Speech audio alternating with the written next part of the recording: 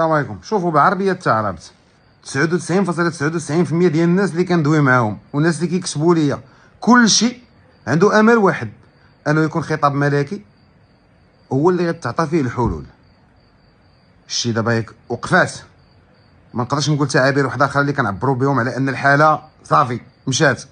ملي كيولي الشعب كامل كيتسنى ان صاحب جلاله الله ينصرو يخرج يدوي باش كلشي يتقاد، هذا كيعني بانه حتى شي قمقوم في المغرب ما خاصو يعاود يحل فمو من هنا لقدام ويكذب على عباد الله في الانتخابات ويعطي الوعود الكاذبه ويشري الاصوات وما يخلي ما يدير باش في الاخر يطلع على ظهر الشعب.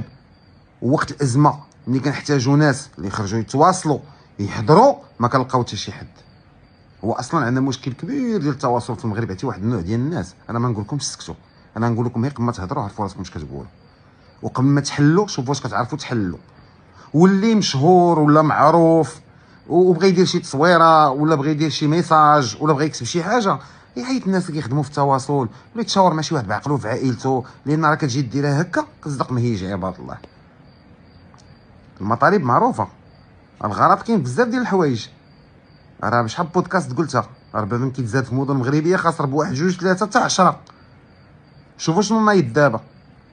هادشي ما تقول لياش غير بسبب الاعتقالات، بنادم راه حاقد من شحال هادي وهز في قلبه وما كاينش اللي كيجي كيطمئنو ولا يعطيه امل ولا يوجهو.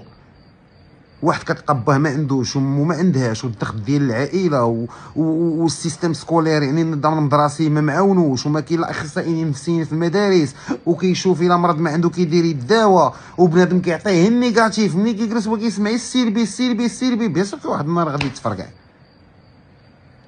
ما كاينلاش نتهموا الدراري دابا ديال الجيل زاد بانهم داروا شي حاجه اللي اجوا بها الصراع ولا حقا، حيت نهار اثنين تدخلات الشرطه واخا كان غلط كبير ما كانش خاصهم يقيسوا حتى شي واحد، ولكن غير ما تقولولياش بانه تدخلات الشرطه راه هادشي كامل غينوض. بنادم هز في قلبه، واخا هز في قلبه باقي عندنا امل. الامل الوحيد اللي كاين كلشي كيتسنى.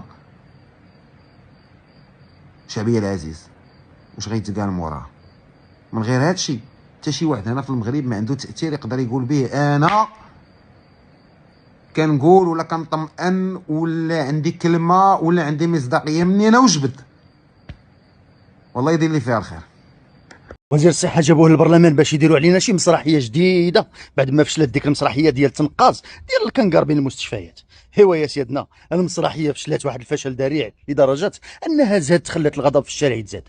راه قلنا لكم خاصكم تمشيو في حالكم تقدموا استقالتكم. النتيجه ديال العناد اخنوش ورفضه الاستقاله ها هي اليوم الثاني على الاوضاع كتشتعل. النيران مشتعله في سلا، احراق جماعه سيدي بيبي، المغرب كله مشتعل. علاش هادشي؟ حقاش اخنوش ربعتو ما باغيينش يمشيو في حالهم. هوا الا ما بغيتوش تمشيو في حالكم وكديروا مسرحيات على المغاربه والمغاربه عايقين بكم، اذا النتيجه اليوم ما بقيناش باغيينكم تقدموا استقالتكم.